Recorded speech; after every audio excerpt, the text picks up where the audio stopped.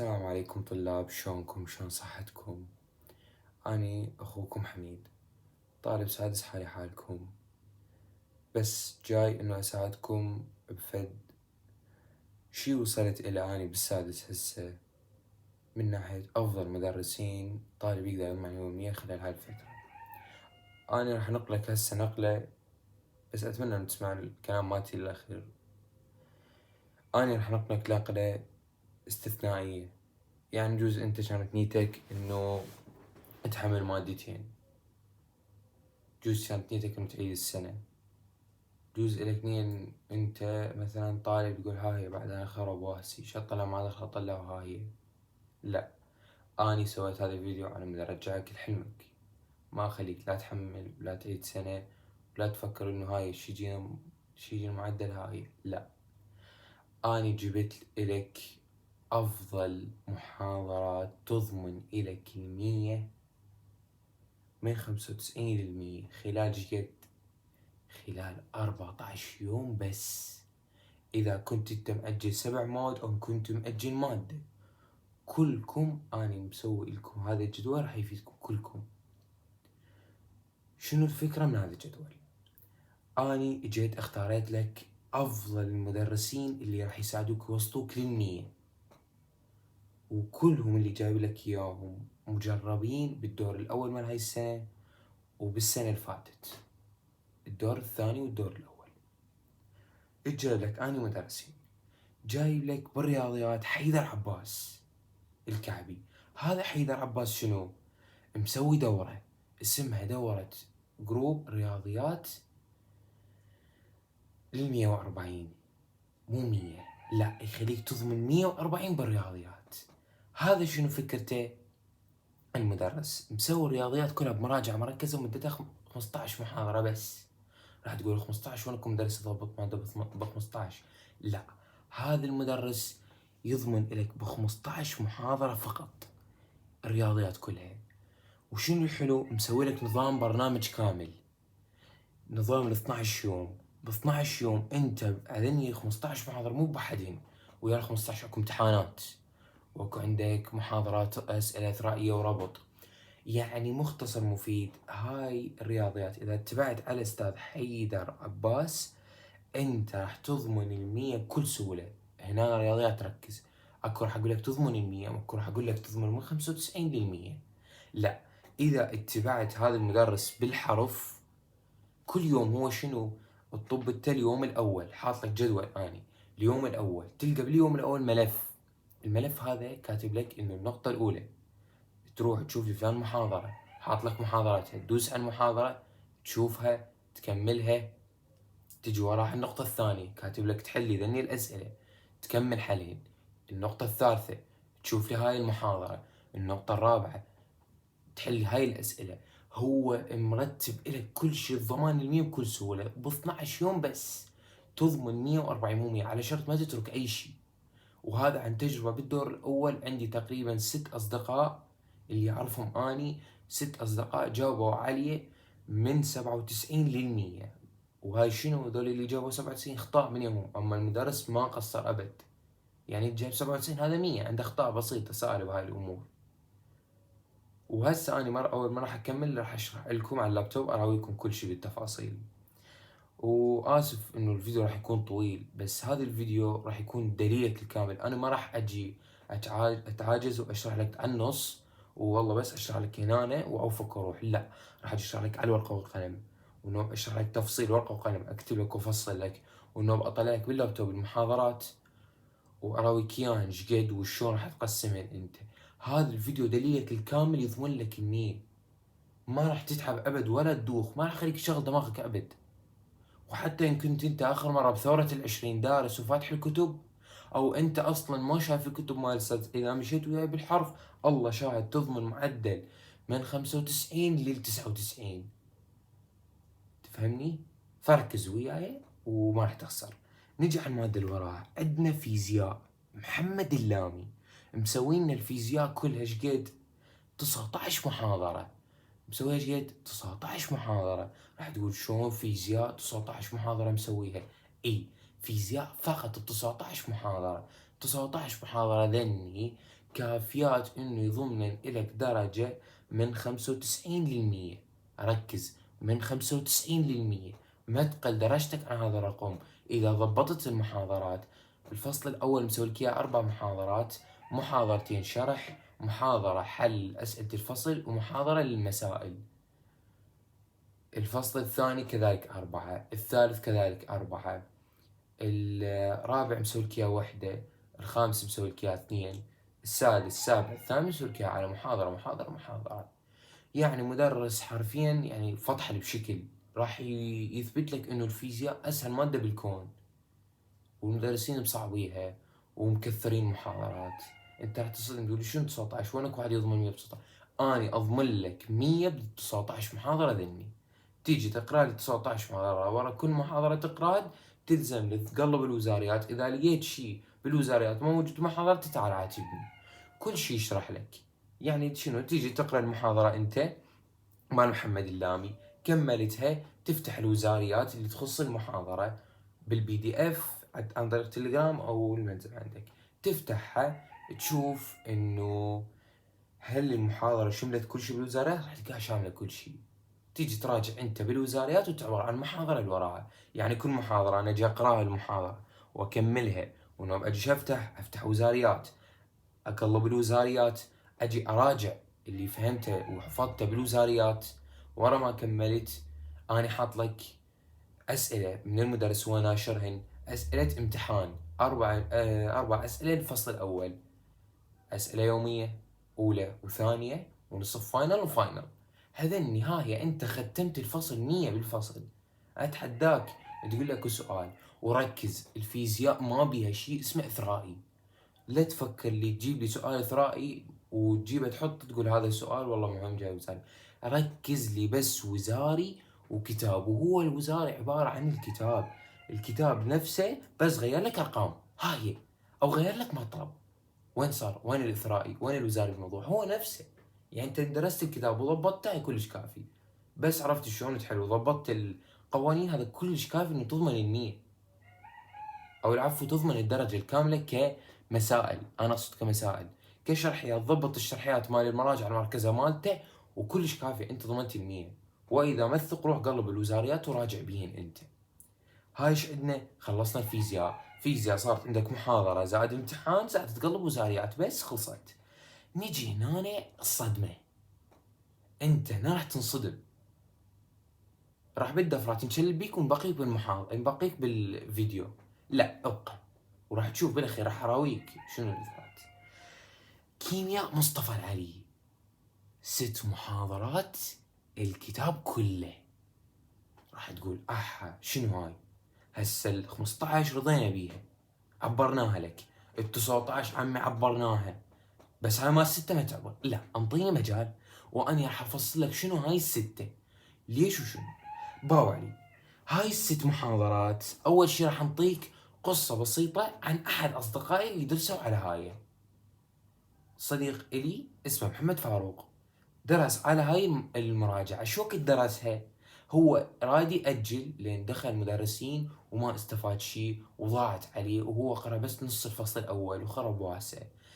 رجع من الامتحان عنده يوم ونص وراه كيمياء، قاعد لازم الموبايل وهيك قاعد يباوع بيه، فشاف بالصدفة المراجعة مال المدرس، باوع مكتوب الرياضيات في 6، العفو الكيمياء في 6 محاضرات.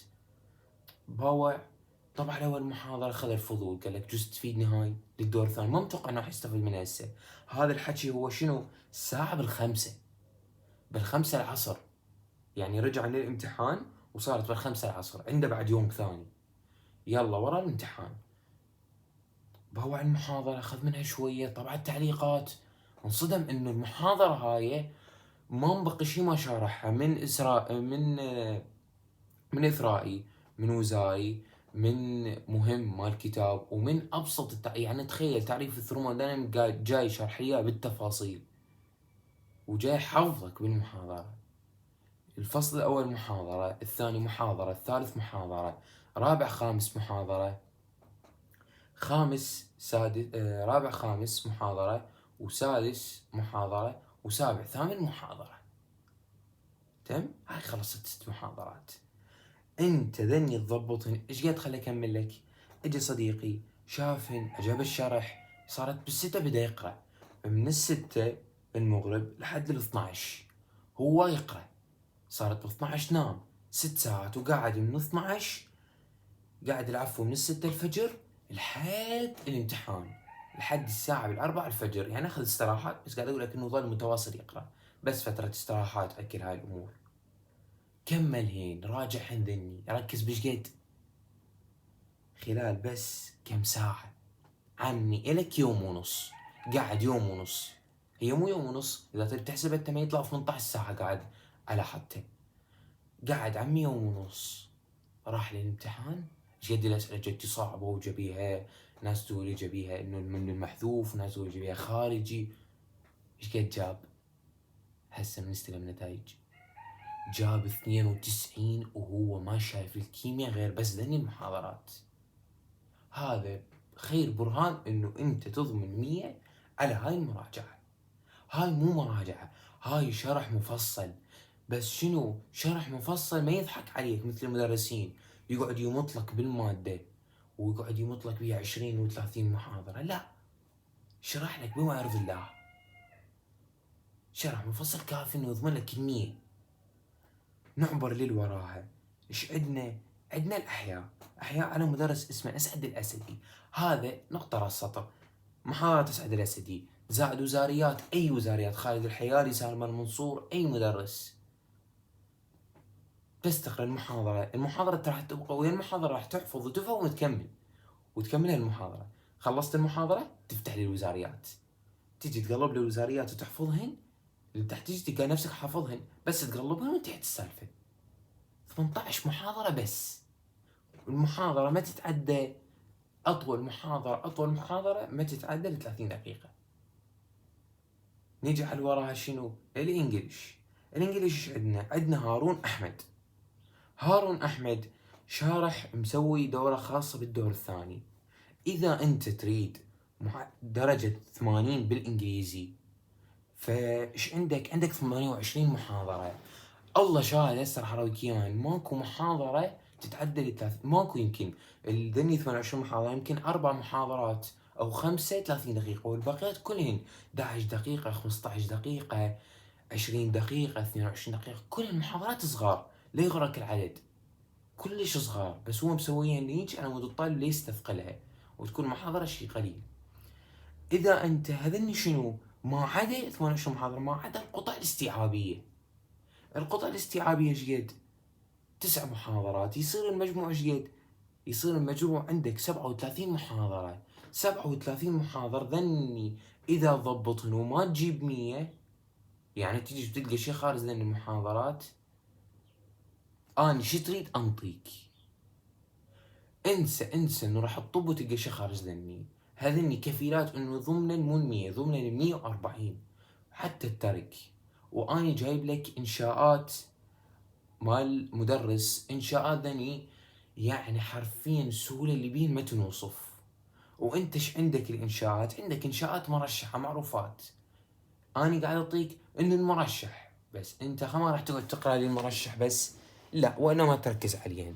تركز لي على انشاء اللي هو اليونت الاول، وانشاء اليونت الثاني، وانشاء اليونت الخامس. هذني 3 انشاءات العراق كله رشحهن، لازم انت قبل لا تجيني سامع بهذا الشيء. يعني حرفيا الانجليزي هاي خلص سالفته. 37 محاضرة عندك اذا تريد 100، 28 محاضرة اذا تريد 80. ولا عبالك 28 محاضرة هواي، قلت لك اطول محاضرة بين 30 دقيقة، والباقيات كلهن على 20 و11 و10 دقائق. خلص الانجليزي. ايش عندنا؟ عندنا القواعد شوية طويلة عندك، بس انا ليش جبت لك؟ انا اقدر اجيب لك اي مراجعة مركزة او اجيب لك مراجعة مركزة مضبوطة، بس هذا يضمن لك 40 من 40 بالقواعد. لو منو يجيك، لو الجواري يجي يسوي لك اسئلة، هم يضمن لك 40 من 40. مسوي لك الاستفهام بش قد؟ ما اتوقع اكو طالب لحد هسه ما قال استفهام. نقول انت ما قاري. استفهام مسوي لك 19 محاضرة، نفي 18 محاضرة، تقديم وتأخير، توكيد، مدح وذم، نداء، تعجب، كلها 17 محاضرة. هنا عندك 4 محاضرات، وهنا عندك 6، وهنا عندك يمكن 3 بوقت اي، وهنا عندك 2، وهنا عندك 2. والله ثواني، هنا عندك 10، هنا عندك 5، هنا عندك 2، اي مضبوط 17 محاضرة. هاي انت شنو؟ صفيت القواعد. تقدر انت شو تسوي؟ تقدر مثلا تقرا الاستفهام فقط على منو؟ فقط على الملزمة مالته الذهبية. انا حنزل لك اياها. هاي ملزمة الذهبية كفيلة انه تضمن لك الدرجة كاملة بحالها. هي تشرح نفسها بنفسها، هي تفصل لك كل شيء الملزمة مالته. تقدر انه انت تقرا الاستفهام على ملزمته الذهبية، وتقرا نفي وتقديم وتأخير وتوكيد ومدح وذم ونداء وتعجب على شنو؟ على المحاضرات مالته. اذا تقول ان انت هواي، بس انا ما اشوفه هواي. يعني تلحق اكو بعد وقت هواي اكو. صح انت راح يصير ضغط عليك، بس انت قدها انه تقدر تطلع المعدل. هاي بعد خطة كاملة اجتك تضمن لك كمية خلال هاي المدة البسيطة. يعني انت تخيل انت تطلع معدل من 95 لل 99. انت تطلع هذا المعدل، واللي قرأ صار لنا جد. احنا من شهر السادس طلاب الدكتوراه قراية لحد اليوم، يعني 16 شهر. تعرف شنو 16 شهر؟ انت تيجي تقارن وياه وتجيب معدل جزء اعلى من يمه ب 16 يوم بس. هذا شيء بوحده يعني انجاز عظيم. تعرف انت اذا طلعت معدل 90 انت مسوي انجاز يعني ما ينوصف، لان انت ب 16 يوم. تعرف شنو 16 يوم؟ الطلاب ما يلحقون يخلصون بها فصل، انت حتخلص بها منهج كامل لان قريت بذكاء. ما تجي انت هسه تروح على اي مدرس، مثلا الفيزياء، الرياضيات اي مدرس هسه شارح بس الفصل الاول ب 30 محاضره، ويمط لك بيه ويرجع لي ورا، يمط ويرجع لي ورا. هو الموضوع ابسط منه ماكو. الموضوع ايزي بشكل. يعني هسه اعطيك مثال، انت تجي وانا اعطيك جدول الواحد، اقول لك يابا الواحد اذا ضربه باي رقم يطلع نفس الرقم. حلو. وانطي يقول لك واحد في واحد واحد، واحد في اثنين اثنين، واحد في ثلاثة ثلاثة، واحد في أربعة أربعة، واحد في خمسة خمسة، واحد في ستة ستة، واحد في سبعة سبعة. واقعد انطيك 10 أمثلة. أنت ما يحتاج، أنت من القاعدة فهمت. زايدك تاخذ لك مثال مثالين، عم بزايد 3 أمثلة. بس بالمحاضرات شو يعطيك هاليدي مضح. تجي للمراجعة يجي يقول لك بابا الواحد تضربه بأي رقم يعطيك شنو؟ نفس الرقم. وهاك واحد في واحد واحد، واحد في سبعة سبعة، واحد في 20 20. هاي انطاك مثال سهل، مثال متوسط، مثال صعب. انت هنا صنفت الامثله كلهن. انت هنا صرت حالك حال اللي يقارن ماده كامله، اللي انت اخذت مثال صعب، مثال سهل، ومثال متوسط، ومثال صعب. فاكمل لك. شو عندنا الاسلاميه، ما اتوقع حد ما قاريها. وين ما قاريها انت تقدر تقراها كل يوم، هي كلها 50 صفحه. اذا كل يوم تحد لك ساعه ونص لها كلش كافيه. 50 صفحه على ملزم الساجد. هاي ملزمة ساجد انه ما تقرا لي على الملزمة، انه كل الملزمة راح تلقى مكتوب مراجعات مركزة تعبرهن، اسئلة وزارية كاتب لك تعبرهن، اكو ويجي اشياء مو مهمة تعبرهن. مثلا حاط لك غضب وتكبر وقصص وعبر، تترك واحد. يعني تترك مثلا غضب او تكبر او قصص وعبر، تاخذ اثنين. القصص مال الانبياء تتركهن، مو مهمات تقدر تتركهن. هيج يعني المبدأ. نجي على الأدب. الأدب عندك 64 صفحة. قول 60 صفحة. 60 صفحة راح تقول لي هواي، راح أقول لك مو هواي. أنت عندك باليوم كم مادة؟ عندك باليوم واحدة، اثنين، ثلاثة، أربعة، خمسة، ستة، سبعة، حسب اللي عندك. يعني أقول قاعد أعطي أبعد شيء اللي هو المأجل 7 مواد.